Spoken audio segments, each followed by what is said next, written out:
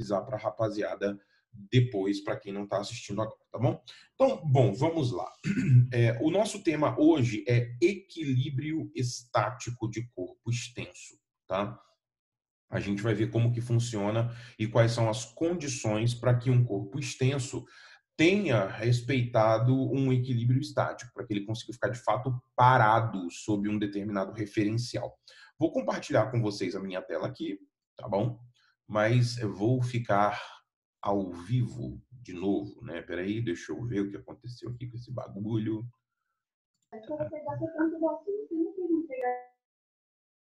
Ah, não, a pessoa falou ali, mas não era comigo, não. Estou pescoçando a conversa dos outros. Deixa eu compartilhar aqui. A tela tinha caído. Pronto. Aí você fala para mim se está pequenininho, se não está, se você está conseguindo ver direitinho, tudo mais. Vai agora. Tá? A priori tem que ocupar a sua tela todinha aí, ó. Aqui na minha tela de teste está funcionando, tá bom? Então vamos lá, né? Nosso tema hoje é equilíbrio de corpo extenso. Então, equilíbrio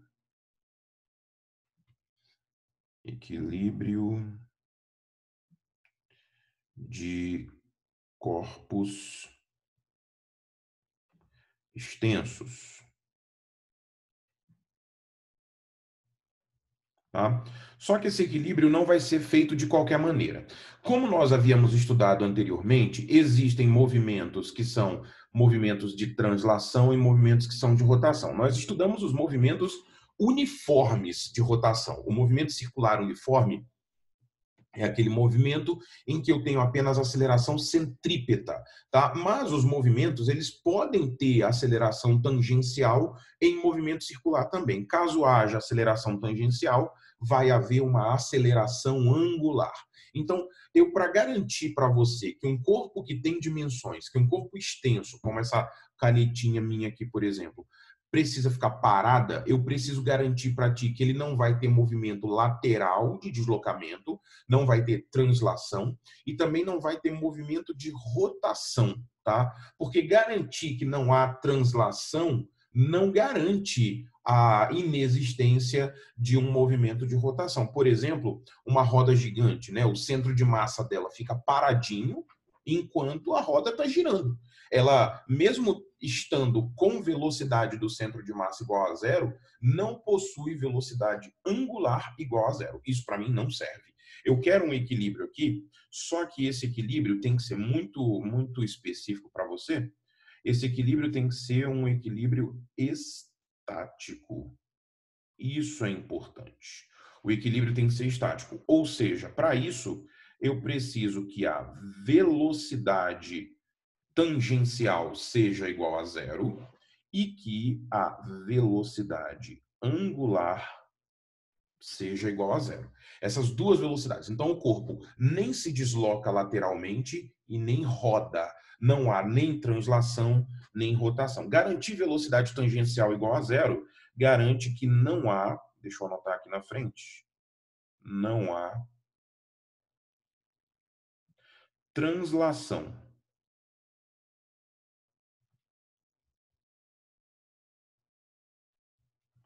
Garantir velocidade angular igual a zero garante para você que não haverá rotação. Deixa eu escrever aqui também, então. Nesse caso, não há rotação.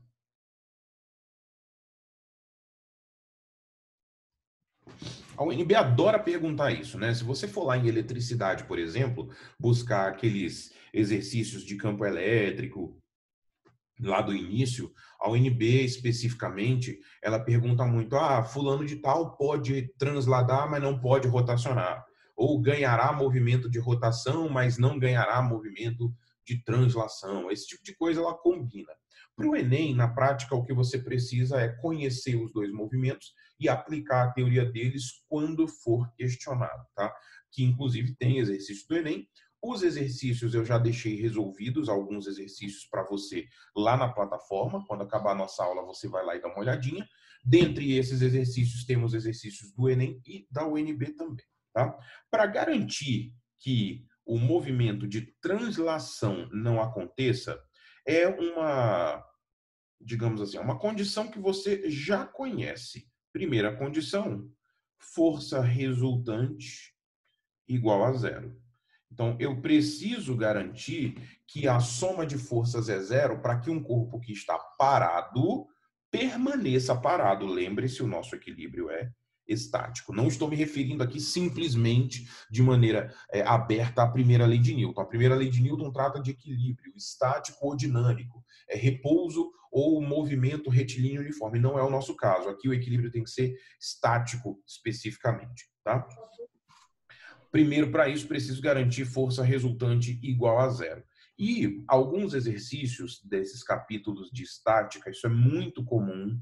Talvez você encontre isso no nosso material também, talvez não, estou aqui falando à toa, você vai encontrar no nosso material, tá? Exercícios que tratam de, por exemplo, fios que estão amarrados e aí tem um corpo que fica paradinho, ou polias associadas. O que isso tem a ver com torque? Na verdade, isso tem a ver com equilíbrio estático. A gente está discutindo aqui o equilíbrio estático. Pode ser de um ponto material, pode ser de um corpo extenso. Se for de um ponto material não roda. Então, você só precisa garantir que a força resultante é igual a zero. Resolve o problema como você sempre fez até aqui, tá? Agora, se houver rotação, eu vou precisar de mais uma condição. Então, no caso de haver rotação, eu preciso garantir que o torque resultante seja igual a zero também. Garantir que o torque resultante é igual a zero, assim, numa tradução um pouco mais simples para a gente, é garantir que o torque no sentido horário será igual ao torque no sentido anti-horário. Mais ou menos desse jeito, tá? Tem gente que aprendeu que o torque no sentido horário mais o torque no sentido anti-horário é igual a zero. Não tem problema, desde que você considere um positivo. Perdão, um positivo e o outro negativo. Não vai atrapalhar, não vai mudar em nada, tá? Se você aprendeu desse jeito e gosta de trabalhar desse modo, continue fazendo assim. A gente vai definir os torques nos sentidos horário e anti-horário exatamente da mesma forma. Muda apenas o trabalho matemático no final, para você construir a equação, tá? E aí, outro detalhe, né, para que eu consiga aplicar a teoria do torque de maneira satisfatória, eu preciso de três elementos, preciso que três elementos sejam respeitados. Quais são? Primeiro, preciso de ponto de apoio, preciso de um braço de rotação e preciso de uma força. Se eu não tiver esses três elementos, esquece, é impossível de determinar o torque, tá? Então, vamos aplicar isso aqui em alguns casos para você visualizar de fato o que está acontecendo aqui na nossa discussão. Então, vamos lá. Primeira situação aqui, pode anotar assim, ó, exemplo 1. Exemplo 1, eu vou fazer o seguinte, é uma parede. Tá? Nessa parede, eu tenho um suportezinho, mais ou menos assim. E nesse suporte, eu vou colocar uma dobradiça com uma barra articulada. Então, aqui nesse suporte, eu vou botar uma dobradiça, mais ou menos desse jeito, e uma barra articulada aqui nessa dobradiça. Barra mais ou menos assim. Tá? Essa não é uma barra qualquer. Ela é uma barra cuja massa vale 10 quilogramas. Então, é uma barra de peso considerável, massa 10 quilogramas, e que para ela não cair, para ela permanecer como ela está aí, nessa direção, eu vou colocar aqui uma cordinha segurando ela na vertical, tá? Uma cordinha segurando ela aqui assim, verticalmente. Ou segurando ela horizontalmente, tá? A corda está na vertical, tá? Perdão. Ótimo, mais ou menos desse modo. Quero saber, daqui dessa condição, qual deve ser, para que a barra permaneça nessa direção, qual deve ser a força de tração na corda? Dado para isso a aceleração da gravidade, G igual a 10 metros por segundo ao quadrado. tá? Qual deve ser a força de tração na corda para que a barra permaneça equilibrada? Professor, não está faltando informação aí nesse problema, não, hein? Não, está faltando informação nenhuma, não. Todas as informações que eu tinha que te dar, eu já dei. Qual deve ser a força de tração, dada a massa da barra, dada a corda, né? Então, o que acontece aqui é o seguinte: para que você analise o problema de maneira satisfatória, você primeiro tem que identificar aquilo que a gente considerará como corpo extenso. Nesse caso, o nosso corpo extenso aqui é a própria barra. Então, a barra é o corpo extenso. Identificado o corpo extenso, agora você desenha nesse corpo extenso todas as forças que atuam sobre ele. Nossa, professor, de novo esse negócio de desenhar força? Sim, você vai ter que desenhar todas as forças para garantir que a análise da dinâmica do problema fique completa. É inevitável. Então vamos, ó, vou começar pela força peso. Professor, onde que eu aplico a força peso num caso desse tipo? Eu não disse. E nem preciso dizer, tá? Vão dizer para você isso em geral, sempre dirão, tá? A barra é homogênea. Lá da aula de centro de massa, quando o corpo é homogêneo, você considera a força peso aplicada sobre o centro de massa, tá? São as condições de gravidade constante que eu comentei, mas nesse caso o centro de massa fica exatamente no meio do corpo. Professor, e se esse corpo não for homogêneo, o que eu faço? Se esse corpo não for homogêneo, fique feliz, você já passou no vestibular e está, na verdade, numa aula de cálculo 3. Então, relaxa. Os seus problemas eles vão só crescer a partir daí. Para a gente, até o vestibular, todos os corpos vão ser homogêneos. E nesse caso, como eu disse, o centro de massa fica a meia distância de qualquer uma das extremidades. Então, fica mais ou menos aqui, ó, posição do centro de massa, peso dessa barra, força-peso aqui assim, que a gente pode até calcular, né? Já que o peso é massa vezes gravidade, isso aqui vai dar para a gente 100 newtons, mais ou menos desse modo. A outra força que nós temos é a força de tração. Como a barra puxa a corda, então a corda puxa a barra, força de tração fica aí para cima. Pronto, professor, desenhamos todas as forças? Não, está faltando uma. Por que falta uma força aqui? Porque o problema é mais ou menos assim, olha só. Vê aqui a minha canetinha. Olha, deixa eu tirar aqui a tela para você olhar para mim claramente. Olha só a minha canetinha aqui, ó. Do lado de cá, nós temos a força de tração, tá?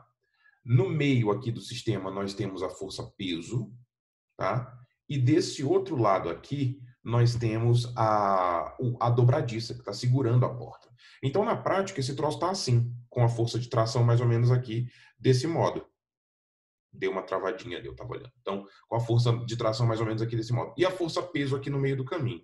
Olha com calma. Se eu tiver só a força de tração e só a força peso, automaticamente, do lado de cá não vai ter força nenhuma. A tendência é a barra rotacionar.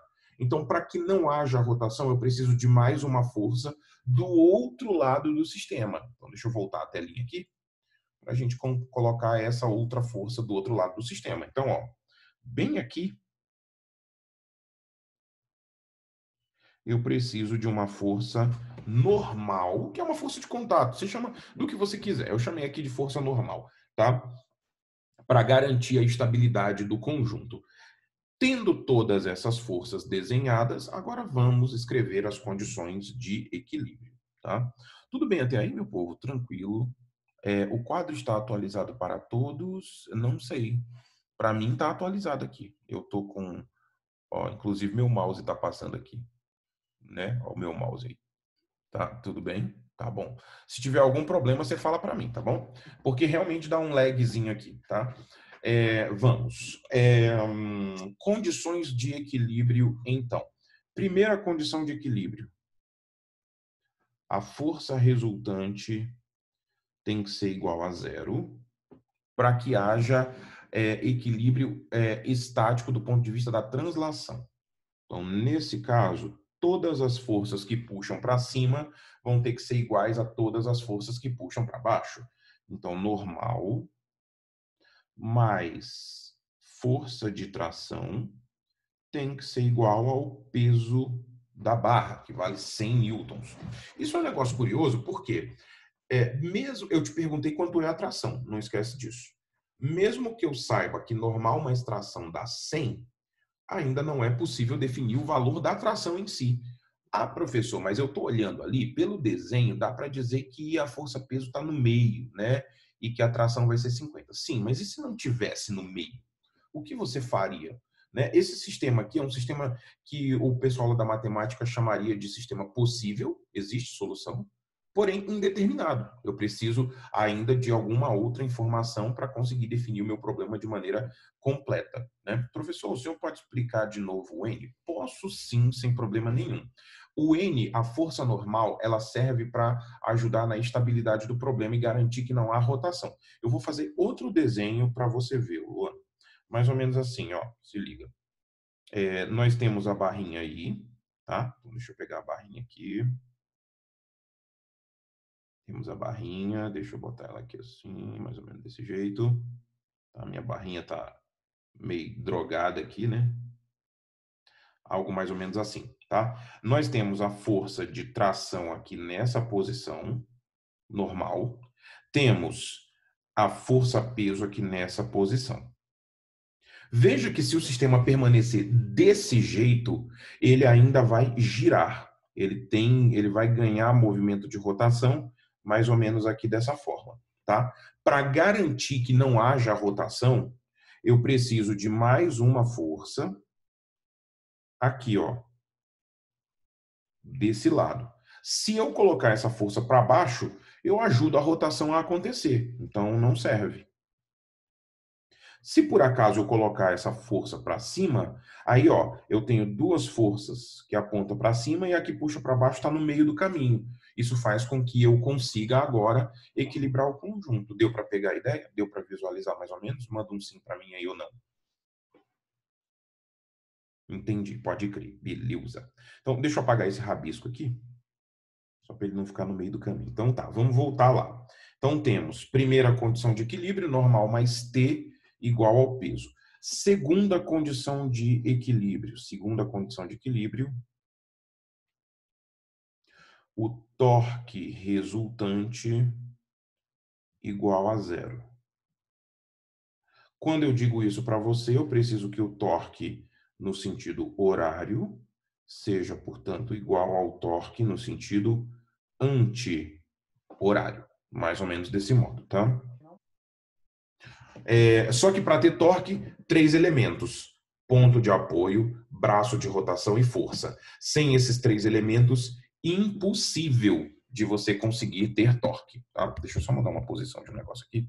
Tá bom. Sem esses 3 elementos, impossível de você ter torque. Então, para que eu tenha torque, eu vou precisar primeiro definir um ponto de apoio para que as coisas possam girar. O que é um negócio extremamente esquisito, né? Ó, deixa eu voltar aqui para mim. Esse negócio de definir o ponto de apoio é uma parada muito estranha. Por quê? Porque tá tudo em equilíbrio estático. Então, assim, não tem rotação. As coisas não estão rodando de fato. Então, para que eu consiga entender a participação desse ponto de apoio, eu vou precisar entender também o fato de que ele é teórico. Não existe rotação do sistema, tá? O que existe é você ver como as forças provocariam rotação caso elas tivessem permissão para isso. Isso é importante para a gente. Então, você vai definir o ponto de apoio aqui, tendo em vista que ele é um ponto de apoio teórico. É só para que você tenha uma posição de referência ao determinar os torques dentro do sistema.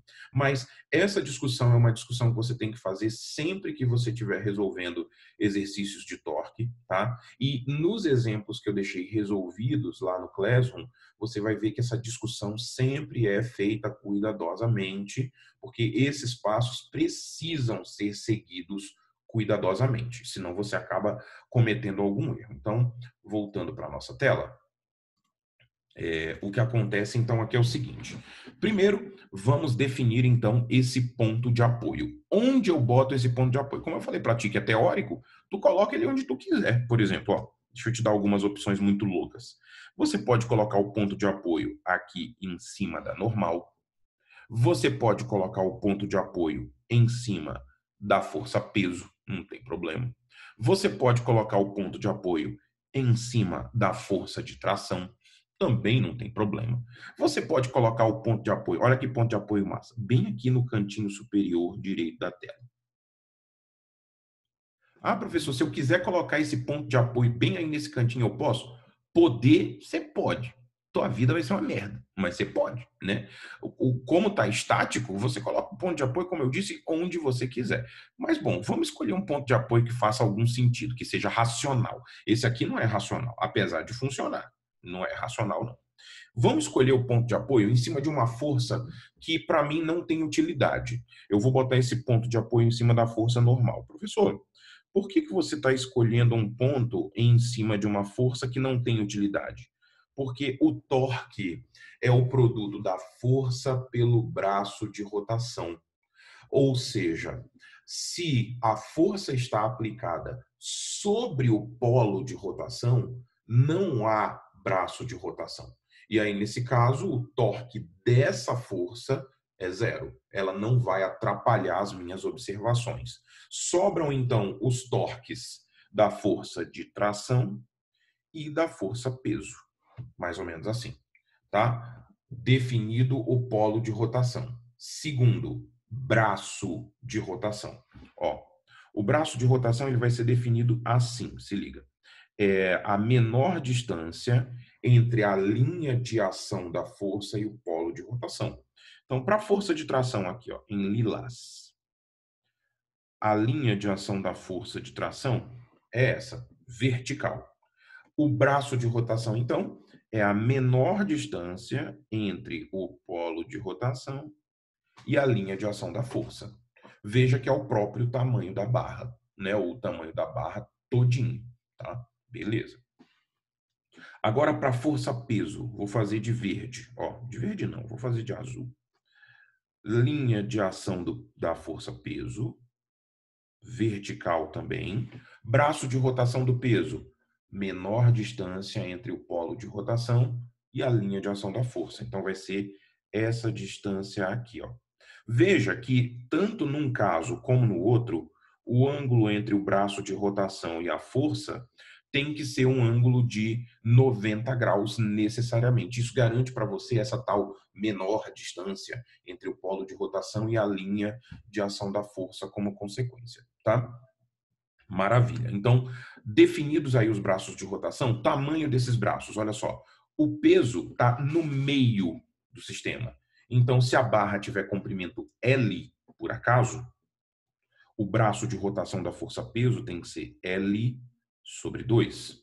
Se a barra tem tamanho L, o braço de rotação da força de tração vale L como consequência.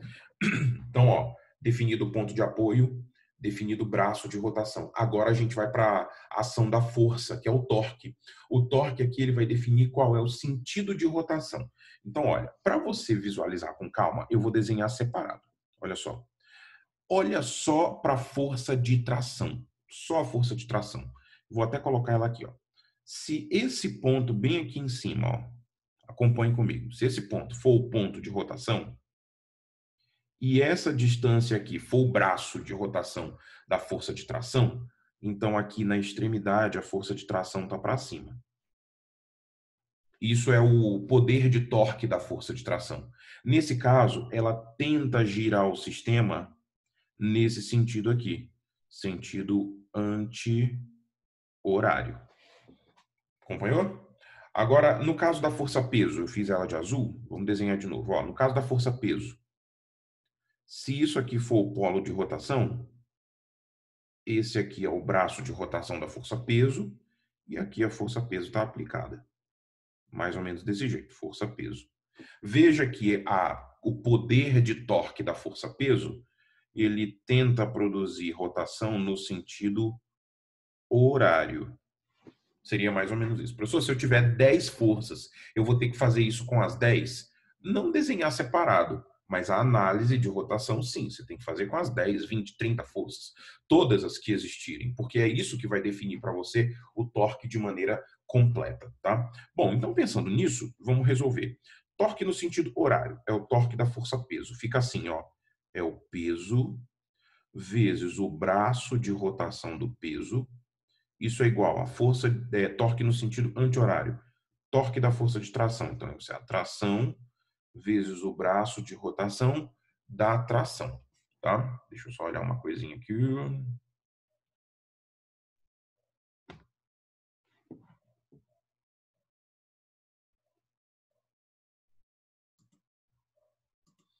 Ah, aqui, pode crer. Tá bom. Coloquei uma outra telinha que eu estava querendo aqui. Ótimo. Voltando. Então, peso vezes o braço de rotação do peso, tração vezes o braço de rotação da tração, tá? Isso é um R, tá, povo? Pode ter ficado feio aí, mas é um RPRT, R de rato. Maravilha. Continuando. Valor do peso, 100 newtons. Braço de rotação do peso, L sobre 2. Mais ou menos assim. L sobre 2, igual força de tração vezes braço de rotação da tração, L. Veja que esse L vai morrer. Então, morre o L aqui e aqui. Passa o 100 dividido por 2, vai dar 50. Então, essa força de tração vai dar para a gente 50 newtons.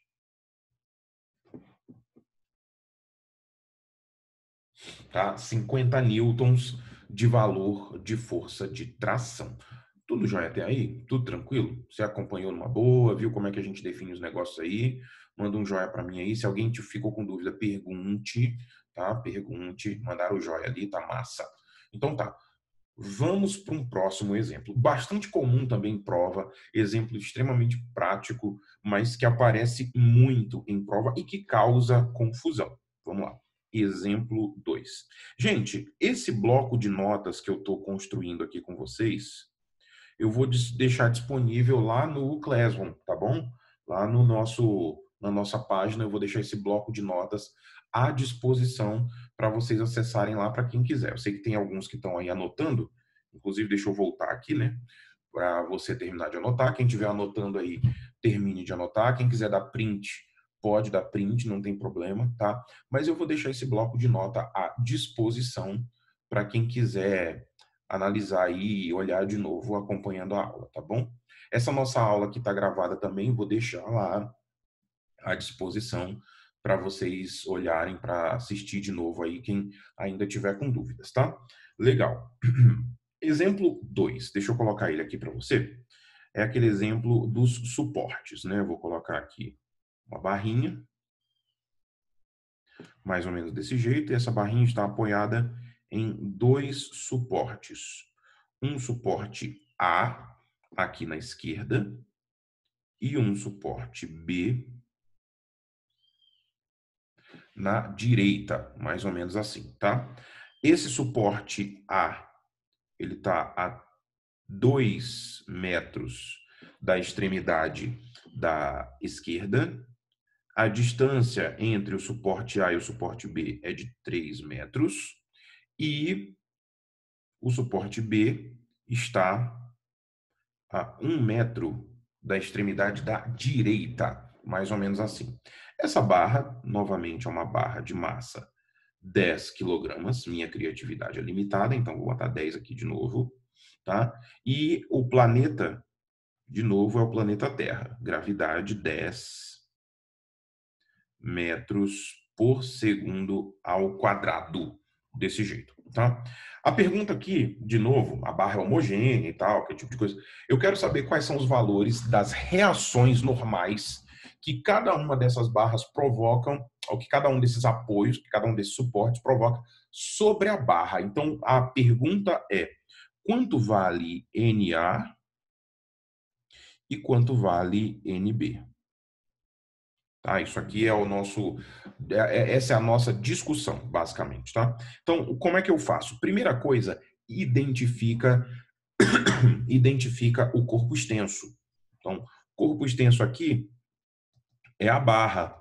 Então, vamos destacar a barra aqui dentro da nossa conversa. Então, esse é o nosso corpo extenso. Aqui, basicamente, isso. tá? Deixa eu voltar aqui o tamanho da minha canetinha. Pode crer. Agora que eu sei quem é o corpo extenso, a gente desenha as forças que atuam sobre esse corpo extenso. Então vamos começar pelo peso, porque se a barra é homogênea, o peso tem que estar no centro de massa desse corpo e esse centro de massa está exatamente no meio do corpo. Então vou desenhar a força peso bem aqui nesse pontinho. Força peso, mais ou menos assim. Peso da barra, que inclusive eu sei quanto é que é. Massa vezes gravidade. Isso aqui vai me dar um peso igual a 100 newtons. Top, top, top. Beleza. O que mais que eu tenho de força? Os contatos. Como a barra pressiona os suportes, então os suportes empurram a barra para cima. Então, ó, suporte A produz reação NA. Suporte B produz reação NB. Mais ou menos desse jeito, tá? Ótimo.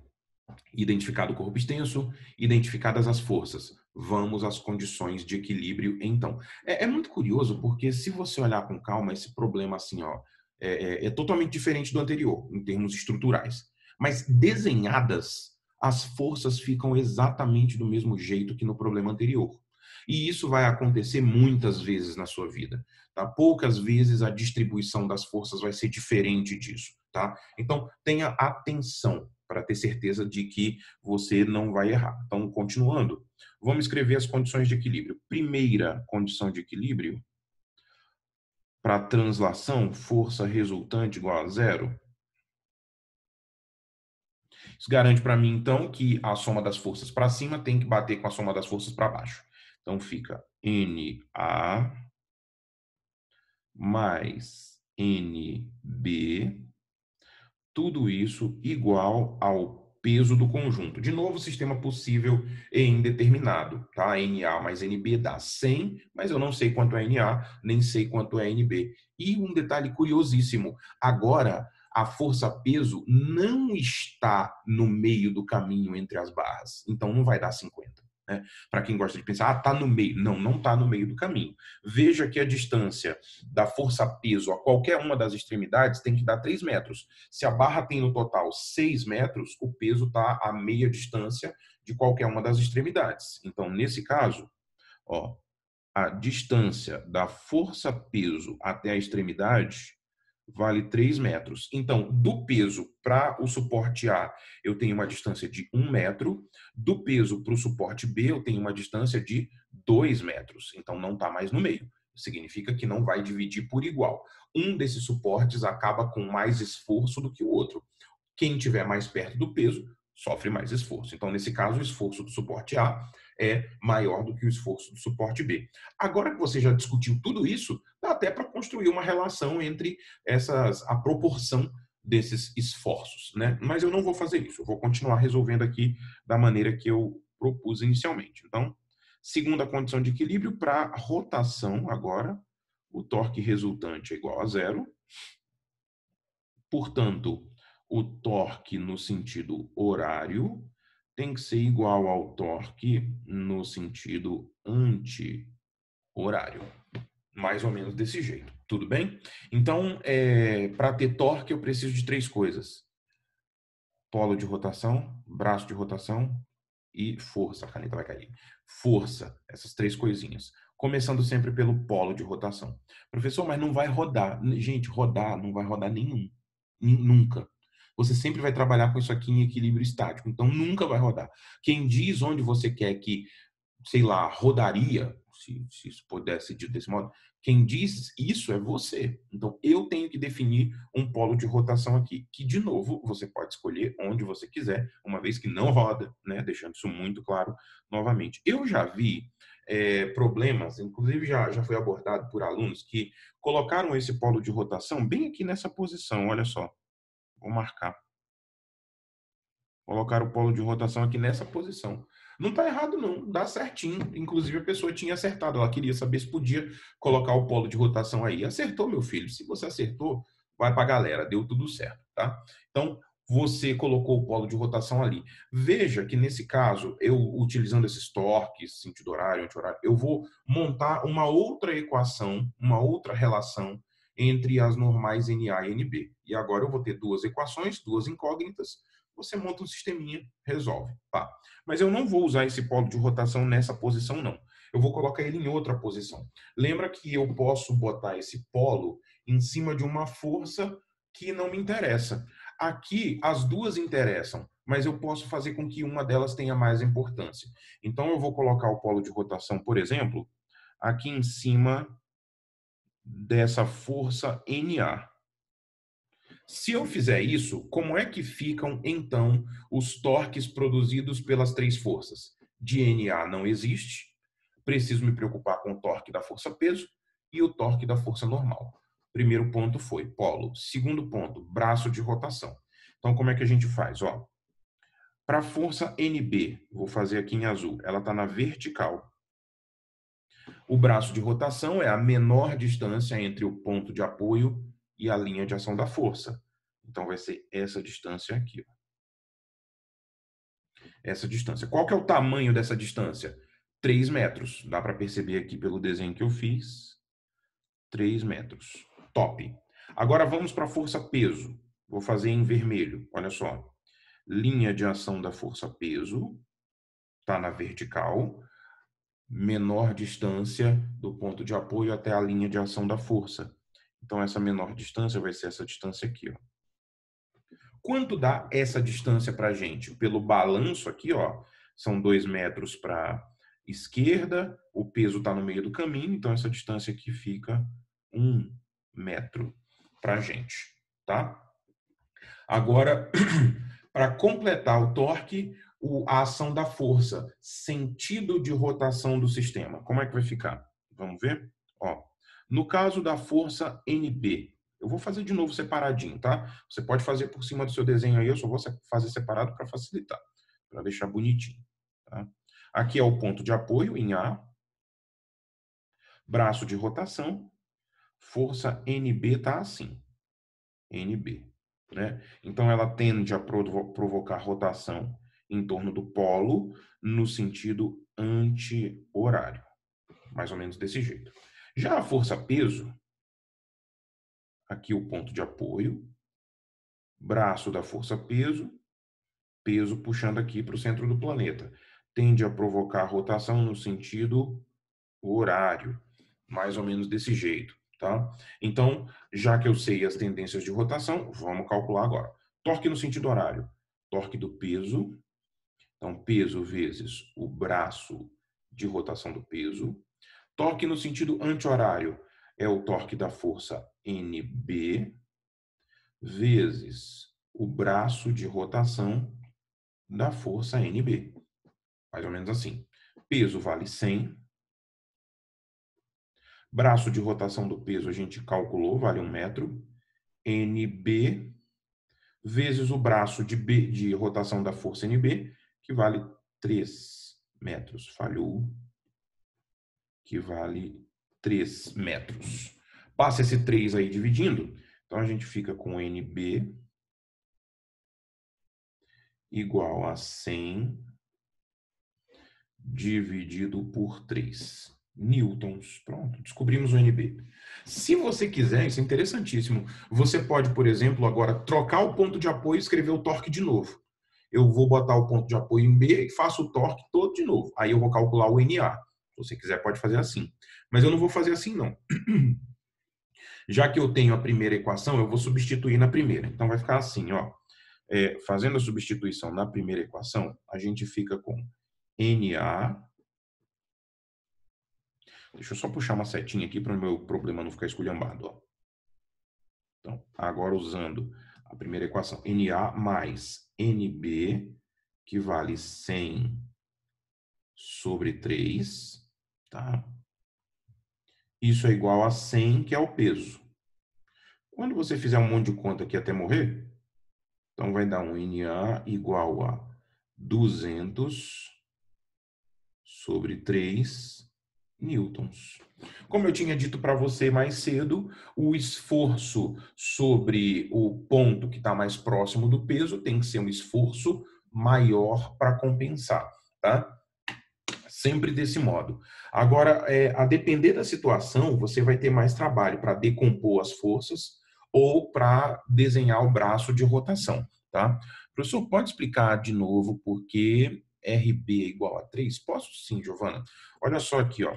O braço da força normal, que é esse RB aqui, ele é a menor distância entre a linha de ação da força. Eu vou fazer de uma outra cor aqui para você visualizar. Deixa eu achar uma cor bacana. Vou fazer de rosa, bem cheguei assim. Ó. Adoro esse rosa, fantástico. Então vai ficar, ó, linha de ação de NB, que é essa direção aqui.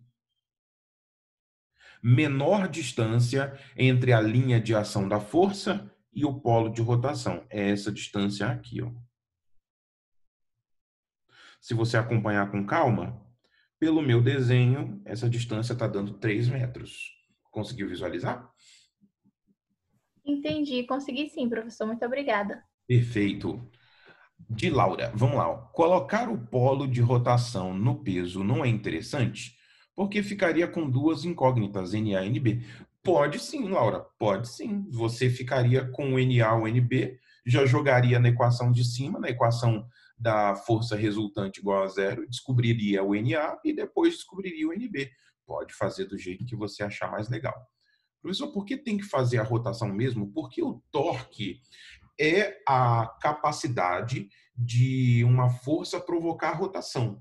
Só que aí eu preciso mostrar para você não apenas que ela tem capacidade de produzir essa rotação, mas para onde ela vai produzir essa rotação também. Tá? É importante que você visualize não apenas o poder de rotação, como também para onde essa rotação acontecerá.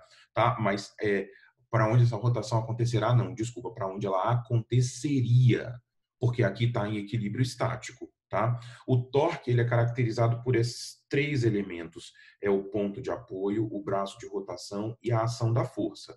Você, quando estiver resolvendo esses problemas, sempre tem que resolver desse jeito. Primeiro encontra o ponto de apoio, depois o braço de rotação e depois a tendência de rotação. Tudo bem, Marília? Mariela, não é Marília não, o professor está drogado aqui. Tudo bem, gente fina? Numa boa? Tranquilo? Então, é assim, a gente vai continuar aplicando essa teoria rigorosamente desse mesmo jeito. Agora, eu quero que vocês vão lá no Classroom, assistam aos exercícios, tá? Eu coloquei exercícios parecidos com esse daqui e coloquei um diferente em que encontrar esse braço de rotação não é trivial. Um exercício um pouco mais sofisticado, tá? Deem uma olhadinha, acompanhem, que eu vou colocar o nosso bloco de notas lá agora e a nossa aula também. Vai demorar um pouquinho por causa do upload, mas eu já vou colocar agora. Tudo bem, meu povo? Tranquilo? Numa boa? Uma coisa, na quarta-feira, ninguém apareceu no... deixa eu, inclusive, parar a gravação aqui, porque eu já gravei o que eu preciso, estou ocupando a memória do meu computador à toa, né?